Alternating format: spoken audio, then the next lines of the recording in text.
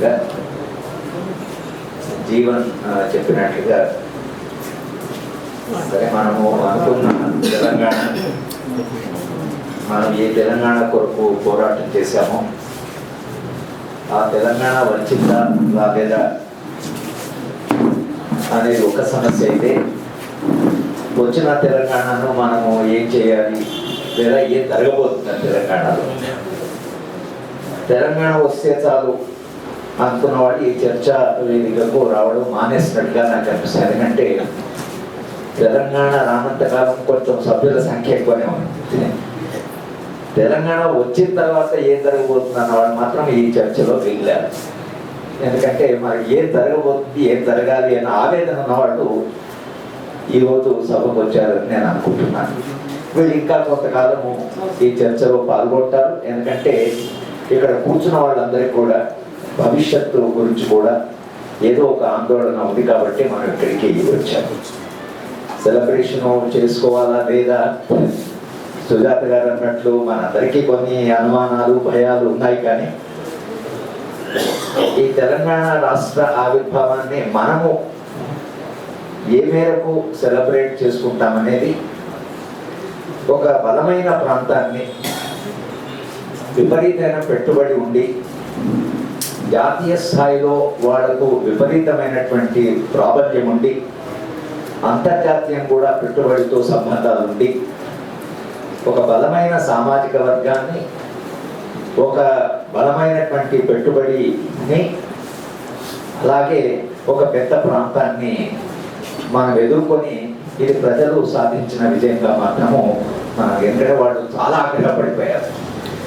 ఈ అంటే దీంట్లో ఓడిపోయాము అనే భావన ఏదైతుందో ఆ భావనను పెట్టుబడిదారులు ఎంత పెద్దగా ఉపయోగించుకున్నారంటే ఆంధ్ర ప్రాంతంలో కాంగ్రెస్ వాళ్ళు ఒక్కరు కూడా గెలవకుండా వాళ్ళు చేయగలిగారు.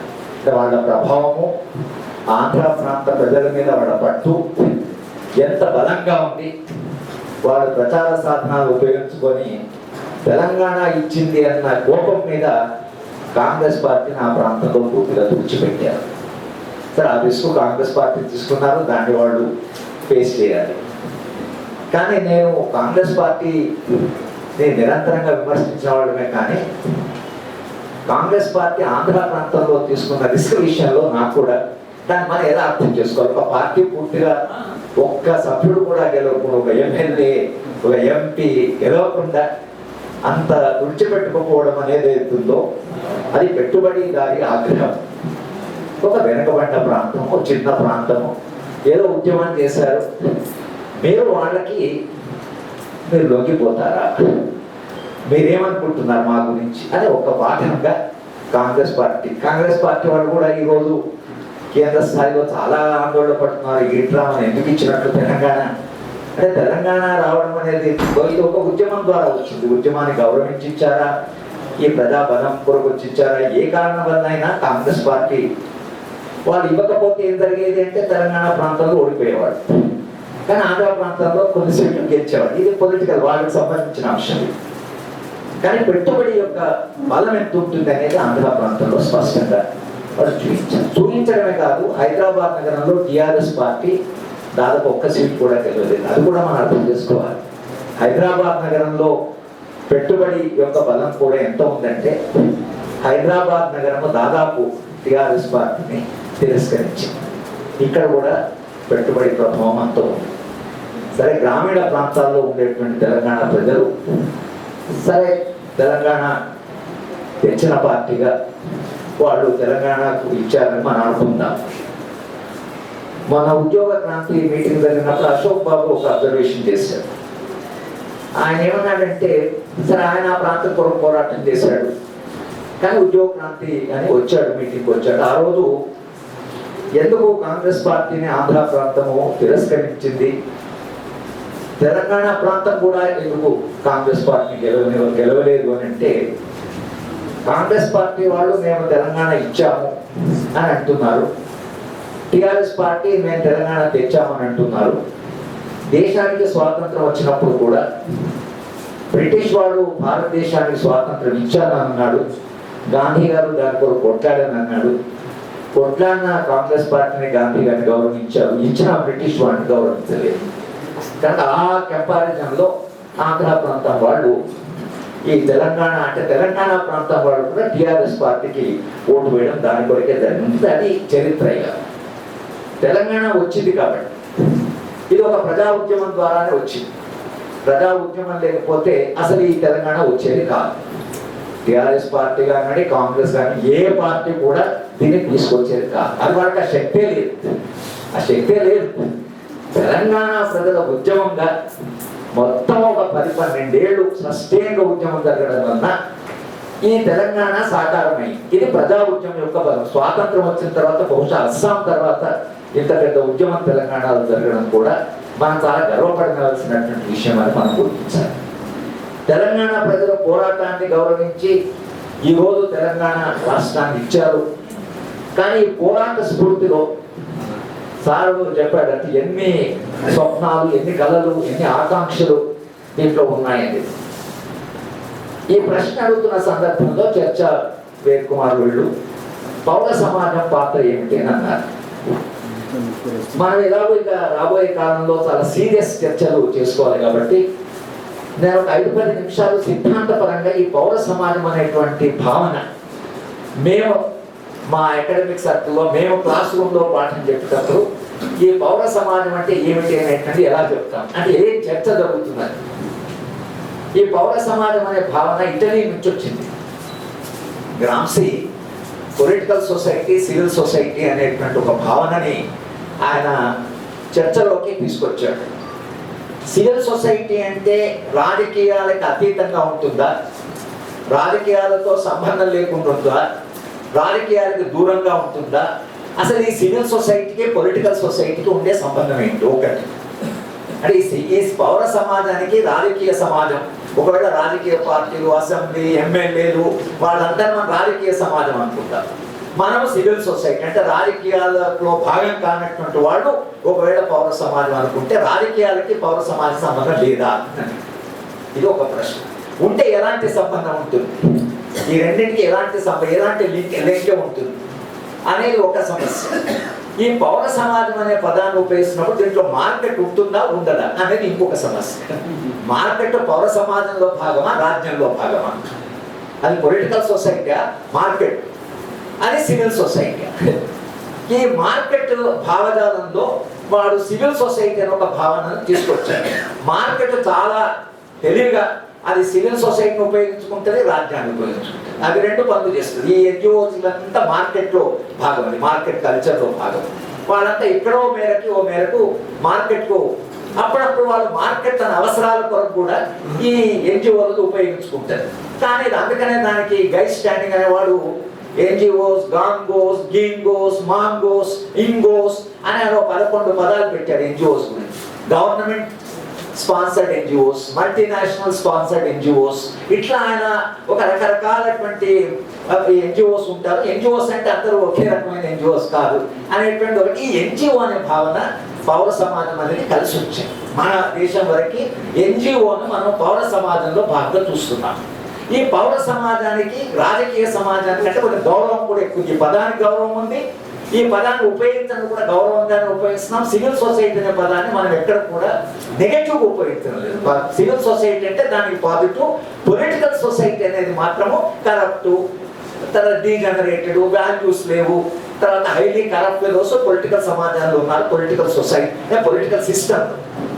ఈ మధ్యన పాఠా చట్టం ఏం చేశాడంటే పొలిటికల్ సొసైటీ, సివిల్ సొసైటీలో పొలిటికల్ సొసైటీ ఏది, ఆయన ఏం చేశాడంటే క్రైము, దొంగతనాలు, దోపిడీలు, తర్వాత ఈ టికెట్ తీసుకోకుండా అంటే రూల్ ఆఫ్ లాని ఛాలెంజ్ చేస్తున్నది పౌర సమాజం, అది పొలిటికల్ సొసైటీ.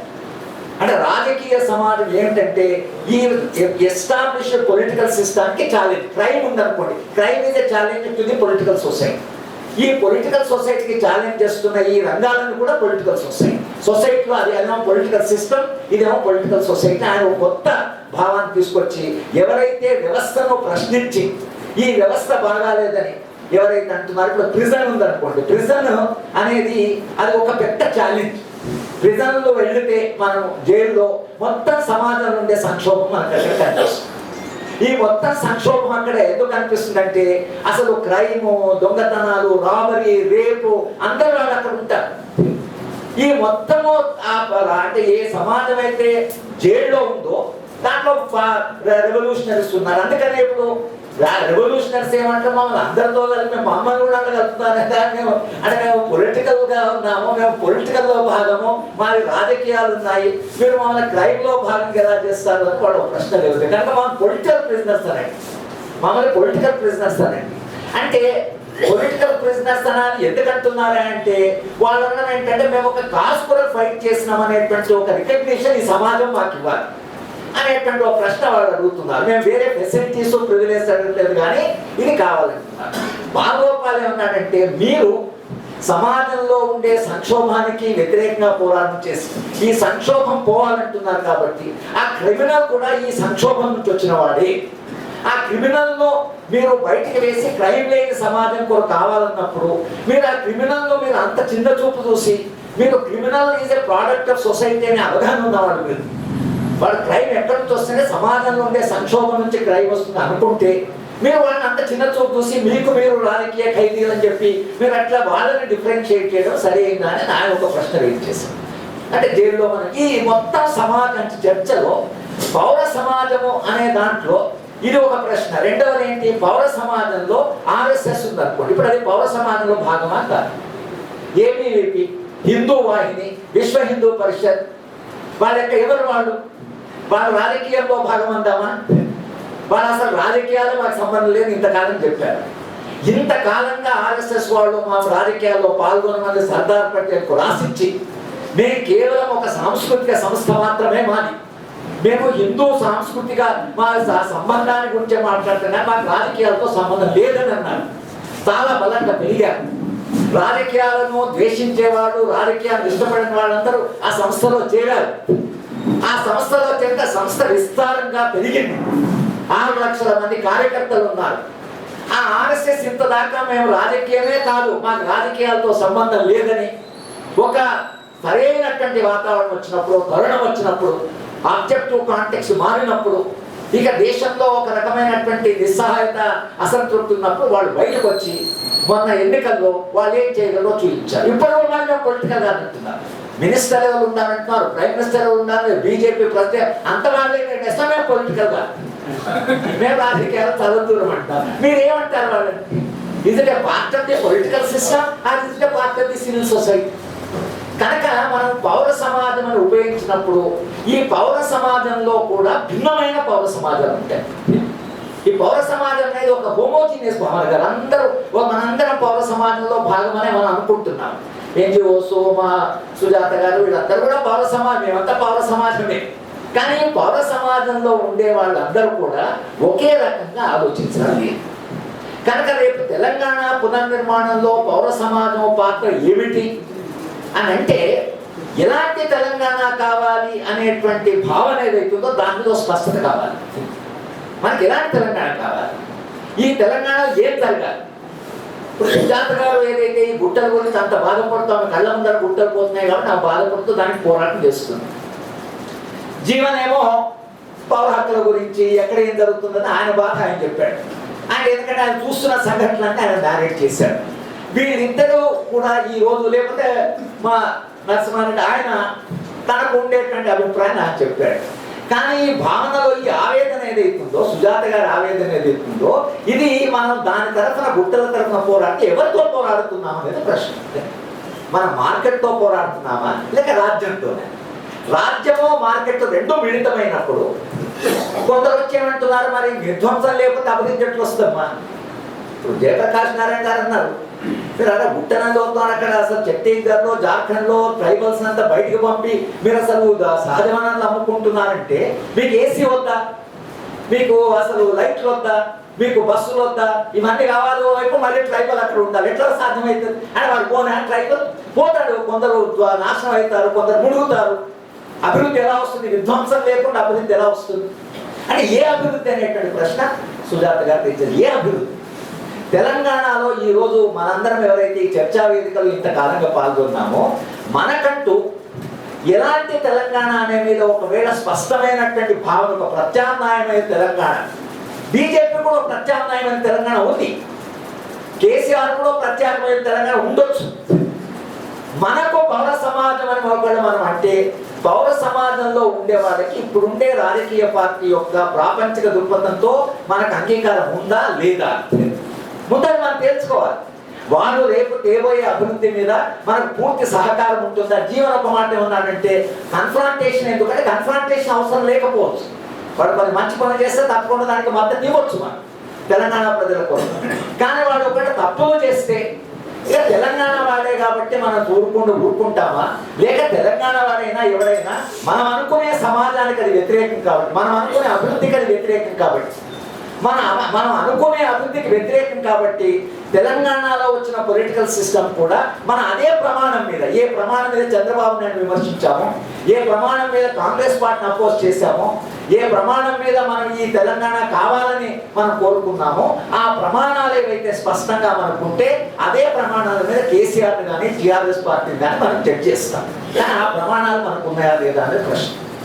ఈ ప్రమాణాల్లో పౌర సమాజంలో ద్వంద్వత్వం ఉంటుంది, పౌర సమాజంలో సంఘర్షణ ఉంటుంది, పౌర సమాజంలో వైరుధ్యాలు ఉంటాయి, పౌర సమాజంలో కులం ఉంది, పౌర సమాజంలో మతం ఉంది, పౌర సమాజంలో పేదరికం ఉంది, పౌర సమాజంలో గుట్టలు చేయడం ఉంది, పౌర సమాజం అన్నీ జరుగుతున్నాయి. ఇవన్నీ కూడా పౌర సమాజంలో జరుగుతున్నాయి. ఈ పౌర సమాజంలో ఉండేటువంటి వైరుధ్యాల మధ్యన రేపు ఒక మానవీయమైన తెలంగాణ కావాలి, ఒక ప్రజాస్వామ్య తెలంగాణ కావాలి. ఇక్కడ ఉండే మనుషులందరూ సార్ అయితే అన్ని లిస్ట్ చెప్పాడు, ఎగ్జాస్ట్గా చెప్పాడు, ఎన్ని కోరికలు ఉన్నాయి. ఈ కోరికలు కోరినటువంటి ప్రజలు ఎవరైతే ఉన్నారో, ఇన్ని ఆకాంక్షలు ఉన్నాయి, ఈ ఆకాంక్షల మేరకి తెలంగాణలో పాలన జరుగుతుందా లేదా అని ఆ ఆకాంక్షలకు మనకు స్పష్టత ఉంటే మనం పౌర సమాజంగా ప్రభుత్వాన్ని ఏం విమర్శించాలి, ఏం విమర్శించకూడదు, దేని మీద వాళ్ళని ఎదుర్కోవాలి, దేని మీద సహకరించాలి మనకు స్పష్టత ఉంటుంది. పౌర సమాజం ఎప్పుడు క్రియేటివ్ రోల్ ప్లే చేయగలదంటే దానికంటూ క్లారిటీ ఉండాలి. పుట్టే పౌర సమాజం అంటే సరిపోదు కదా, మనకంటూ ప్రాపంచిక దృక్పథం ఉండాలి. చర్చా వేదిక చేయవలసిన పని ఏమిటంటే మన ప్రాపంచిక దృక్పథం, ఈ చర్చ అంతా కొంతకాలం ఇది జరగాలి. మన దృక్పథం ఏంటి, కూర్చున్న సభ్యులందరూ తమ అభిప్రాయం చెప్పాలి, మనం ఎలాంటి తెలంగాణ కావాలనుకుంటున్నాం. ఈ తెలంగాణ మీద మనకు స్పష్టత ఉంటే రేపు టీఆర్ఎస్ పార్టీ చేయబోయేటువంటి కార్యక్రమాలు మనకు అనుగుణంగా, మన ప్రమాణాలకు అనుగుణంగా, మనం ఊహించిన తెలంగాణకు అనుగుణంగా ఉన్నాయా లేదా, దీని మీద స్పష్టత ఉంటే పౌర సమాజానికి ఒక పాత్ర ఉంటుంది. మనం ఏం చేయాలని ఉంటుంది, మన చర్చ చాలా క్రియేటివ్గా ఉంటుంది, మన ఇంటర్వెన్షన్ చాలా క్రియేటివ్ ఉంటుంది, మనకు కూడా స్పష్టత ఉంది. కాబట్టి మనం ఏ దారిలో మనం ఏం చేయాలనే దానికి స్పష్టత ఉంది.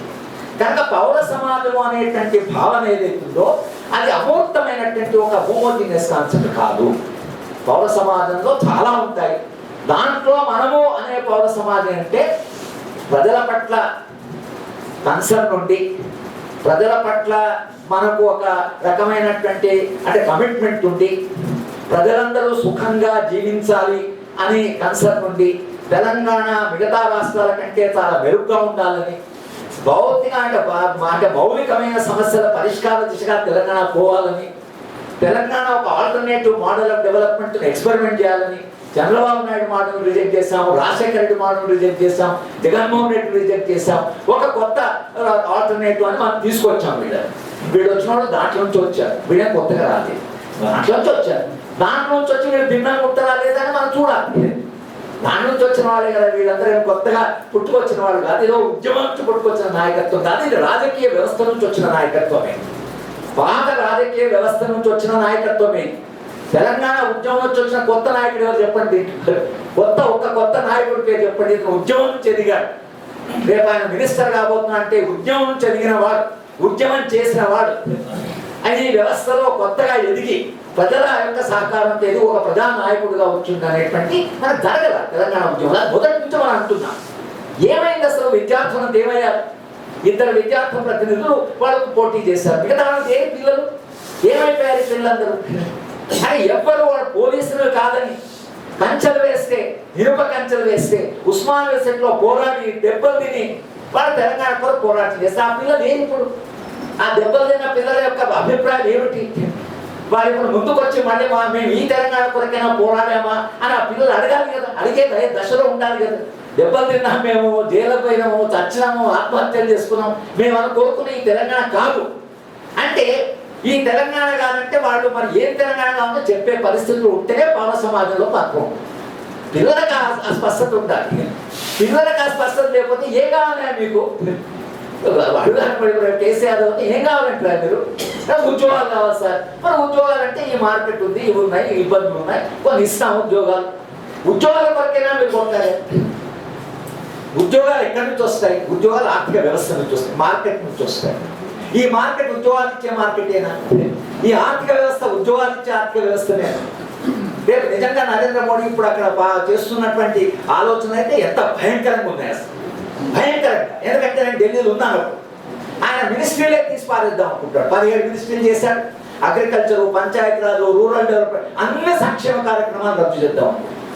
అన్ని సంక్షేమ కార్యక్రమాలు రద్దు చేసి ఈ సంక్షేమ కార్యక్రమాల మీద పెడుతున్నటువంటి ఖర్చుని డైరెక్ట్ గా ప్రజలకు మేము క్యాష్ ఇస్తున్నాం, మేము క్యాష్ ఇస్తాం, మీరు ఏమైనా చేసుకోండి. దాంతో మీరు ఎలక్ట్రిసిటీ సబ్సిడీ కూడా బిల్లు కట్టుకుంటారా? మీరు సారా తాగుతారా? మీరు ఏమైనా లగ్జరీ వస్తువులు కొనుక్కుంటారా? మీరు ఆకలితోటి కారు కొనుక్కుంటా, మీ ఇష్టం. అది మీకు ఎంత స్వేచ్ఛ ఇస్తున్నాం డబ్బులు ఇచ్చి. మీకు ఎలక్ట్రిక్ సబ్సిడీ, ₹2 సబ్సిడీ, మీకు అది, మీకు ఇది, మీకు అప్పులు, ఇవన్నీ ఎందుకు? మార్కెట్ పోండి, డబ్బులు ఖర్చు పెట్టుకోండి, హాయిగా జీవించండి. మీకు మేమేం చెయ్యం. మేమేం చేయమంటే లక్షలాది ఉద్యోగస్తులను ఉద్యోగం తీసేయచ్చు, లక్షలాది. అది ప్రపంచ బ్యాంక్ వారు. మేము వరల్డ్ కాన్ఫరెన్స్ వియత్నాంలో వెళ్ళినప్పుడు నేను కన్నగ్రామ్ గారు పౌర హక్కుల సంఘం తరఫున, ప్రపంచ బ్యాంక్ వైస్ ప్రెసిడెంట్ షరాటా అనేవాడు, భారతదేశంలో 1,20,00,000 మంది ఎంప్లాయీస్ ఉన్నారు, దాన్ని 80 లక్షల నుంచి 60 లక్షల దాకా తగ్గించాలి అని మార్కెట్ డెవలప్మెంట్ స్టేట్ అనేటువంటి సెమినార్లు చెప్పాడు. నేను చాలా ప్రొటెస్ట్ చేశాను. అది నువ్వు ఎవడగా అసలు అప్పు ఇచ్చేవాడు నువ్వు చెప్తావా మాకు ఎంతమంది ఎంప్లాయీలు కావాలని? 100 కోట్ల జనాభాకి 1 కోటి ఉద్యోగస్తులు తక్కువనా? అది చాలా ఎక్కువనా? 100కి 1 ఉద్యోగి. రాజ్యం పాత్ర విస్తృతంగా ఉంది. 100కి 1 ఉద్యోగి పాటినట్లయితే సమాజానికి. కానీ వీళ్ళని తగ్గించాలి. ఎందుకు మనం తగ్గిస్తే ఈ ఉద్యోగాలు ఎక్కడి నుంచి వస్తాయి? అది ఉస్మానియా విద్యాలయాలకు తెలుసుండాలి కదా. ఇప్పుడు అభివృద్ధి నమూనాలో ఎట్లా ఉంటుంది, దాంట్లో ఉద్యోగాలు ఎప్పుడు వస్తాయనేది పారిశ్రామిక విధానం ఏముండాలి? పారిశ్రామిక విధానం ఏముండాలంటే ఏ పరిశ్రమ పెట్టినా కూడా దాని ప్రమాణం ఏముండాలంటే ఎన్ని ఉద్యోగాలు కల్పిస్తావు మా పిల్లలకి, ఎంత డబ్బు తీసుకొస్తాను కాదు. 200 కోట్లు తీసుకొస్తాడు, వాడు 20 ఉద్యోగాలు ఇస్తాడు. వాడు 50 కోట్లు తెస్తాడు, ఒక 40 ఉద్యోగాలు ఇస్తాడు. నువ్వు 50 ఉద్యోగాలు ఇచ్చి 50 కోట్లు కట్టేవాడినా, 200 కోట్లు పెట్టి 10 జాబులు ఇచ్చేవాడినా నీకేమో అభివృద్ధిగా అని చెప్పు. నువ్వు ముందు పాలసీ ఎంప్లాయ్మెంట్ ఓరియంటెడ్ ఉండాలి కదా. వాడు వస్తున్నదే లాభాల కోసం, వాడు ఉద్యోగం నేను రావడం లేదు కదా. మన కనీసం ఇచ్చే ఇన్సెంటివ్స్ అయినా, వాడికి ఇచ్చే భూమి అయినా, వాడికి ఇచ్చే కరెంట్ అయినా, మన కనీసము అది పిల్లలకి అవకాశాలు రావాలి అనే దిశగా అది పోకపోతే రేపు మళ్ళీ వాళ్ళే వస్తారు, వాళ్ళే పరిశ్రమలు పెడతారు, వాళ్ళే లాభాలు తీసుకుంటే మనకి ఇప్పుడు ఏం జరుగుతుందని అంత దుర్మార్గుడు. ఇప్పుడు వాడు హిండాల్కో అనే కంపెనీ ఉంది. ఈ హిండాల్కో కంపెనీ వాడు 29 కోట్లు పెట్టాడు, 176 మందికి ఉద్యోగాలు ఇచ్చాడు. అంటే కుటుంబాలు బాగానే 20-25 ఏళ్ళ నుంచి పనిచేస్తున్నారు. బిర్లా కంపెనీ, వాడు బిర్లా నిజానికి దేశంలో వాడు కొంత ప్రొడక్షన్ తీసుకొచ్చినవాడు, కార్లు ఉత్పత్తి చేసినవాడు, రిలయన్స్ లాగా కాదు, వాడు అంబానీ లాగా కాదు, వాడు కొంత పర్వాలేదు. అతనికి ఇప్పుడు ఆశ పుట్టిందంటే 56 ఎకరాల భూమి 3 కోట్లు అయింది. ఇది ఇప్పుడు అమ్ముకుంటే 150 కోట్లు వస్తాయి.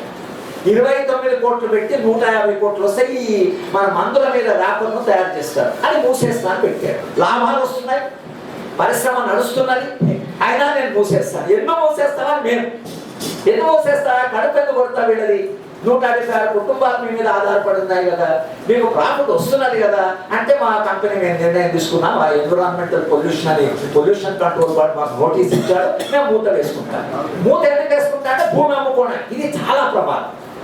ఒక పరిశ్రమ తన పరిశ్రమను మూసుకొని భూమిని అమ్ముకుంటే ఎక్కువ లాభం వస్తుంది అనేది ఏతుందో ఆ దేశం యొక్క వినాశనానికి అది మూలం. ఉత్పత్తి చేస్తాడు కానీ భూములు అమ్ముకుంటాడా బిర్లా లాంటి వాడు? కానీ జరుగుతున్నాడు. నేను చెప్పా, అయ్యా బాబు తెలంగాణ వచ్చిందయ్యా, నువ్వు మొట్టమొదటి పరిశ్రమ మూసేసి వీళ్ళందరినీ బజార్లో పడేకు, నీకు ఇంకా సహాయంగా వస్తే ప్రభుత్వం పోయి మేము అడుగుతాము. ఈ ప్రభుత్వంలో కొంత కాకుండా కొంత మా మాట వింటారని మేము అనుకుంటున్నాం, వింటారు కానీ కనీసం మేము మమ్మల్ని నమ్మండి. కోదండ రావు వచ్చాడు, మేము లేబర్ కమిషనర్, ఈ గొడవ జరుగుతూనే ఉంది. కానీ ఈరోజు హిండాల్కో పరిశ్రమ మూసివేయడం అనేది ఇప్పుడున్న తెలంగాణ ప్రభుత్వానికి పెద్ద సవాలు. ఎందుకంటే 200 మంది బజార్లో పెడితే 1000 మంది వాళ్ళ కుటుంబ సభ్యులు, పిల్లల చదువు ఇంట్లో నడవాలి. మరి వీళ్ళందరూ ఎక్కడ పోతారు అనేటువంటిది, ఇది beginning of the Telangana development ఎలా అవుతుంది అనేటువంటి ప్రశ్నకు గుట్టలు కూలగొట్టడం మనం ఎట్లయితే చేస్తున్నామో ఆ గుట్టలు కూలగొట్టడం వల్ల పూర్తి భవిష్యత్ తరాలకే నష్టం అది. కనుక అసలు ఈ అభివృద్ధి నమూనాని మనం ఎట్లా చూస్తున్నాము, పౌర సమాజంలో ఉండే సభ్యులుగా ఒక మంచి తెలంగాణ, మానవీయమైన తెలంగాణ, క్రైమ్ లేని తెలంగాణ అని ఒక హింస లేని తెలంగాణ అని ఒకవేళ మనం అనుకుంటే మనుషులందరికీ కనీసం జీవించడానికి కనీస జీవన ప్రమాణాల సమాజం కావాలి మన తెలంగాణలో. అలాంటి తెలంగాణ కావాలంటే అభివృద్ధి నమూనా ఆ దిశగా ఉండాలి. ఆ అభివృద్ధి నమూనా మీద మనం చర్చించకుండా మనకు మంచి తెలంగాణ కావాలంటే ఎక్కడ నుంచి వస్తుంది అంటే, పొలిటికల్ సిస్టమ్ ఏమో మార్కెట్ కమిట్ అయ్యి అంతర్జాతీయ పెట్టుబడికి అమ్ముడు పోయి వాళ్ళేమో ఈ నిర్ణయాలు తీసుకుంటున్నారు. డిఫెన్స్ లో 100% ఫారిన్ డైరెక్ట్ ఇన్వెస్ట్మెంట్ అంటున్నారు. 27,000 కోట్ల ఇన్వెస్ట్మెంట్ ను బాల్కో కంపెనీకి అమ్మేశారు. మొన్న వస్తున్నాయి, 2వ రోజే అమ్మేశారు. అంటే మీరు 2వ రోజే మీరు అసలు అమ్మడం మొదలు పెట్టేశారు ఈయన జెట్లీ. డిఫెన్స్ ఫైనాన్స్ ఎప్పుడూ క్లబ్ చేయలేదు స్వతంత్ర భారతదేశంలో. రెండేళ్ళు క్లబ్ చేశారంటే ఆయుధాలు కొనాలి, వాడు ప్రెషర్ పెట్టి వీడికి ఫైనాన్స్ చేశాడు ఎన్నికలు. ఆయుధాలు కొనాలంటే ఫైనాన్స్ వాళ్ళు అబ్జెక్షన్ పెడుతున్నారు. కనుక డిఫెన్స్ మినిస్ట్రీ వీడు ఆర్డర్ ఇవ్వాలి, ఫైనాన్స్ మినిస్టర్ అప్రూవ్ చేయాలి, బిల్ ఇచ్చేసారు. ఈ 100 రోజుల పని అయిపోవాలి. నేను ఇంకో డిఫెన్స్ మినిస్టర్ పెట్టుకుంటారు. కానీ defence minister finance minister club చేయడం ఏం సంబంధం లేదు రెండింటికి. ఎందుకు చేశారనంటే ఆయుధాలు కొనుక్కోవాలి. అసలు ఆయుధాలు కొనుక్కోవడం దేశానికి అవసరమా? ఎక్కడ యుద్ధం వస్తుందని సార్క్ కంట్రీని పిలిచారు కదా మీరు. సార్క్ కంట్రీ పిలిచి షరీఫ్ కూడా వచ్చాడు కదా పాకిస్తాన్ నుంచి. మీరు అందరితో మాట్లాడారు కదా, మీరు కోఆపరేషన్ అనుకున్నారు కదా. యుద్ధ వాతావరణం తగ్గించి మీరు ఆయుధాల మీద ఖర్చు తక్కువ పెట్టలేరా? That is politics. ఆ పాలిటిక్స్ అక్కడ నడుస్తున్నాయి. సివిల్ సొసైటీగా మన రెస్పాన్సిబిలిటీ అంటే నేనంటే ఒక సమగ్రమైన అవగాహన లేకుండా అభివృద్ధి మీద, మార్పు మీద, భవిష్యత్ సమాజం మీద ఒక స్పష్టమైన అవగాహన మనకంటూ ఉంటే తెలంగాణలో మన పాత్ర ఏమిటి, మనం దేని కొరకు పోరాటం చేస్తాము, ఏ సమస్యల మీద మనం స్పందిస్తాము, ప్రభుత్వాన్ని నిష్కర్షగా దేని మీద విమర్శిస్తామనే దాని మీద మనకంటూ స్పష్టత ఉండాలి. పౌర సమాజం అప్పుడే ఒక క్రియేటివ్ రోల్ ప్లే చేయగలరు. ఇక 2వ అంశానికి వస్తూ తెలంగాణ వారికి నాకుండే విశ్వాసం ఏంటంటే, తెలంగాణ వారిగా నేను గర్వపడుతున్నాను. తెలంగాణ ప్రాంతానికంటే దేశమంతా చూస్తున్నాను నేను. దేశంలో భిన్న గుజరాత్ కూడా వెళ్ళొచ్చాను. గుజరాత్ చూద్దాం, మళ్ళీ పోతున్నాను. గుజరాత్ చూద్దామని వెళ్తున్నాను, మళ్ళీ వెళ్తున్నాను. ఎప్పుడు అవకాశం వచ్చి ఎవరు ఇచ్చినా పోతున్నాను. ఎందుకంటే గుజరాత్ ఏం జరిగిందో చూద్దాం. గణేష్ పాలు తాగిందంటే ఎట్లయితే జనం నమ్మారు, గుజరాత్ అభివృద్ధి దేవంలో అంతే నమ్మారు. గణేష్ పాలు తాగడము దేశం మీద ఎక్స్పెరిమెంట్ చేశారు. నమ్ముతారా నమ్మరా? నమ్మారు. దేశవ్యాప్తంగా నమ్మారు. గణేష్ పాలు తాగుతున్నానంటేనే నమ్మే ఈ అమాయక జనానికి అభివృద్ధి గుజరాత్ లో వచ్చిందంటే నమ్మరా? టెస్ట్ చేశాడు. అది ఇంపాసిబుల్ గారు. గణేష్ పాలు తాగడం అనేది అసాధ్యం. అసాధ్యమైన విషయాన్ని కోట్ల మంది చేత నమ్మించగలిగారు.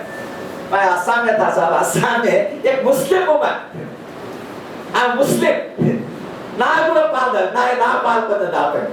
ఆమె నిజంగా ఇస్లాం కానీ ఆ ప్రచారం హోరెట్లయితుందో ఆమె కూడా దేవుడు పాలు తాగుతుందంటే నేను ఎంత ముస్లిం అయినా కొన్ని పాలిస్తే ఆ దేవుడు ఏదో నా మీద తగ్గుతుందని ఆ ముస్లిం అయినా కూడా భావాలు తన విశ్వాసాలు కానీ పాలు ఇవ్వడానికి పోయింది. గుజరాత్ అభివృద్ధి వచ్చినట్టే ఆమె తప్ప ఓటు వేస్తుంది. ఎందుకంటే అట్లా అమాయకత్వం అనేది ప్రజల్లో ఉందా లేదా అని వాళ్ళు స్కైలా పడుతుందని, భూమి అంతానికి వస్తున్నదని, ఇక ఇప్పుడు భూమి ఇక అయిపోయిందని, ఇక రేపు ముహూర్తం ఉందని, అంత మునిగిపోతుందని జనం నమ్ముతున్నారు. ఆ అమాయకత్వమైన జనం మీద గుజరాత్ మోడల్ అనేటువంటి ఒక ప్రచారం చేసేసి ఏదో జరిగిందని, ఎవరో జూనియర్ లెక్చరర్ ఆయన కొడుకు అంటున్నాడు, నువ్వు పోయి నాయన నువ్వు బీజేపీకి ఓటేయాలి. ఎందుకురా అంటే, ఎందుకంటే గుజరాత్ లో బస్ స్టాండ్ ఇంటర్నేషనల్ ఎయిర్పోర్ట్ లా ఉంది, నీకు తెలుసా అని ఆయన ఎప్పుడు పోలేదు. వాడికి గుజరాత్ లేదు కానీ వాళ్ళు అనుకుంటున్నాడు అక్కడ బస్ స్టాండ్ కదా ఇంటర్నేషనల్. నిజానికి అసలు గుజరాత్ లో ఉండే ఎయిర్పోర్ట్ హైదరాబాద్ ఉండే చాలా హై రేట్ ఎయిర్పోర్ట్ ఇది. ఆ విధంగా చూస్తుంది. గుజరాత్ ఇటువంటి ఎయిర్పోర్ట్ లేదు. కానీ మన దగ్గర ఉన్నటువంటి ఎయిర్పోర్ట్ బస్ స్టాండ్ ఎట్లా ఉన్నాయని వీళ్ళు అట్లా అంటే అక్కడ దాకా చేసి ఏం చేశారు, మొత్తం ఇదేం తీసుకొచ్చి ఏం చేశారు, ఇప్పుడు ఆయన అక్కడ కూర్చోబెట్టి ఆయన చేత ఈ పనులను చేయిస్తున్నారు. వాళ్ళు రావడమే మ్యాండేట్కి వచ్చారు కాబట్టి వాళ్ళు ఈ 100 రోజులలో టక్క నిర్ణయాలు తీసుకుంటున్నారు. ఈ మొత్తం సమాజాన్ని అర్థం చేసుకొని మన ముందు అర్థం చేసుకోవాలంటే దీని వెనకుంటే రాజకీయాలు ఏంటి, అసలు ఈ రాజకీయాలు ఎలా తీసుకొచ్చారు. మొత్తం అంబానీ ఈసారి అంబానీ నిన్న మొత్తం CNN అయిపోయిన అంతా కొన్నాడు. 14 అది 18 టీవీ, అది మొత్తం కొనేసాడు ఛానల్స్ ఆయన. మొత్తం మన ఈటీవీ ఛానల్స్ అన్ని కొనేసాడు. సిఎన్ఎన్ ఎప్పుడు కూడా పారిశ్రామికవేత్త లేదా ఇటువంటి తోడు మీడియాలో అంత డైరెక్ట్ ఇన్వెస్ట్ చేయరు, చేసినా చాలా దూరంగా ఉంటారు. సిఎన్ఎన్ అయిపోయిన సాగరిక ఘోష్ వాళ్ళు సర్దేశాయ్ వాళ్ళు రిజైన్ చేశారు, ఎందుకంటే వాళ్ళు నరేంద్ర మోడీతో పడలేదు. నేను అసలు ఒకసారి సిఎన్ఎన్ అయిపోయిన ఛానల్ పోతే నేను అడిగిన ఈ సాగరిక ఘోష్, ఆమెనే నన్ను ఇంటర్వ్యూ చేసింది. ఎందుకమ్మా నరేంద్ర మోడీ ఎందుకంటే నాకు కూడా ఇష్టం లేదు సార్, చంపుతున్నాను మీది నుంచి, చేయండి అని చేస్తున్నాం, నాకు అస్సలు ఆయన అంటే ఇష్టం లేదు. ఆ పనులను నేను చేయించారు. ఇప్పుడు వాళ్ళు డైరెక్ట్గా దాన్ని క్యాప్చర్ చేశారు, మీడియాను క్యాప్చర్ చేసి మీడియా ప్రభంజనాన్ని. మనం మీడియాని ఎట్లా తట్టుకుంటాం? సివిల్ సొసైటీ మనం అంటున్నాం కదా, మీడియాలో జరిగే ప్రచారాన్ని మనం ఎట్లా అసలు దాన్ని అనలైజ్ చేస్తాము, ఎట్లా ప్రజలకు చెప్తాము, అక్కడ జరిగింది ఏం జరిగిందో నిజమైన వాస్తవాలు ఎట్లా ప్రజలకు చెప్తాము, సమాజానికి సరైన సమాచారాన్ని ఇవ్వగలమా అనేది కూడా మనకు ఒక ప్రశ్నగా ఉంది. కానీ తెలంగాణ విషయంలో ఒకటి ఏంటంటే, ఇక్కడి పౌర సమాజము, ఇక్కడ కూడా మత తత్వ శక్తులు ఉన్నాయి, ఓల్డ్ సిటీలో సమస్యలు వచ్చాయి, ముస్లిం హిందూ ద్వేష కొంత ఉంది, అది ఎప్పుడైనా రాకపోవచ్చు, అదో ప్రమాదం ఉంది. హైదరాబాద్లో చిన్న వల్కనో ఒక అగ్నిపర్వతం అక్కడ పెట్టుకున్నారు, వాడు ఎప్పుడు దాన్ని భగవాన్ వాళ్ళు అట్లే ఉన్నారు, వీళ్ళు అట్లా వీళ్ళు మొదలు పెడితే ఒక మసీదులో ఇది వేశారంటారు, దేవాలయాలు చేశారు, చాలా సింపుల్ ఇష్యూస్ మీదే పెద్ద కమ్యూనల్ జరుగుతుంది, అదొకటి ప్రమాదం ఉంది. తెలంగాణలో సెక్యులర్ భావజాలాన్ని, మత సామరస్యాన్ని, భిన్నమైనటువంటి సంస్కృతిని గౌరవించిన నగరంగా రేపు అన్ని మతాలు కలిసి ఉండడంలో ముస్లింల ఎలాంటి భయాలున్నా కూడా మేమంతా మీకున్నాం, మీరు భయపడాల్సిన అవసరం విశ్వాసాన్ని పౌర సమాజం కలిగించగలదా? ఇది ప్రభుత్వాలు చేయకపోవచ్చు, కానీ మనం ఏం చేయగలమా? ముస్లింలు హైదరాబాద్ నగరంలో ఎంత అందరు జీవించినట్టుగా గర్వంగా జీవించే, మాకేం పర్వాలేదు ఈ నగరం మాది అనేటువంటి ఫీలింగ్ ఏదైతుందో, ఆ ముస్లింలు హిందువులు కలిసి ఉండడం అనేది ఒక సెక్యులర్ పౌర సమాజాన్ని, ఒకవేళ పౌర సమాజం ఉపయోగిస్తే ఒక సెక్యులర్ పౌర సమాజాన్ని నిర్మాణంలో పౌర సమాజము పాత్ర నిర్వహించగలదా? లేదా రేపు కమ్యూనల్ రైట్స్ వస్తున్నాయి, ఆంధ్ర ప్రాంతం వాళ్ళు మేము ఉన్నంతకాలం బాగానే ఉంది, మేము పోతున్నా చూసారా మీ పని ఏమైందని అనొచ్చు, అది చాలా సులభంగా చేయొచ్చు అసలు. కానీ దాన్ని మనం ఎట్లా కాపాడుకోవాలి, ఆ సెక్యులర్ భావజాలాన్ని? దానికి మించి తెలంగాణ ప్రాంతంలో పౌర హక్కుల ఉద్యమం, అది ఏ చారిత్రక కారణాల వల్లనైనా పౌర సమాజం అంటే నిజానికి ఒక కన్నభిరాన్ని, ఓ కన్నభిరాన్ని మనం ఎందుకు అంటున్నామంటే, రాజ్యాన్నే భయపెట్టిన మనిషి ఆయన. రాజ్యాన్ని భయపడేవాడు, ముఖ్యమంత్రి పోయి తిట్టేవాడు. ఎక్కడి నుంచి వచ్చింది ఆ ధైర్యం కన్నభిరాన్ గారు? నేనేమేమో 2-3 సార్లు ఆయనతో కలిసిపోతే ముఖ్యమంత్రి ఎన్టీ రామారావు తిట్టాడు, ఆయన చంద్రబాబు నాయుడు తిట్టిన పద్ధతి చూస్తే ఏ అసలు అని ఒక్కొక్కటి తిట్టేవాడు.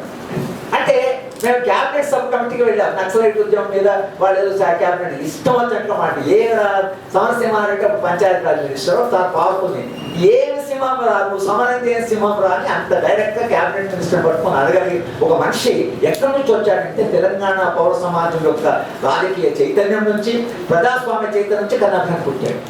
మినిస్టర్లు నువ్వు ఎట్లా పడితే తిట్టేవాడు. ఎట్లా వచ్చింది ధైర్యం అంటే, సమాజం లేకుండా కన్నభిరాన్ అట్లా మాట్లాడు కదా, ఎంత జనం లేకపోతే వాడు మాత్రం ఎందుకు భయపడ్డాడు?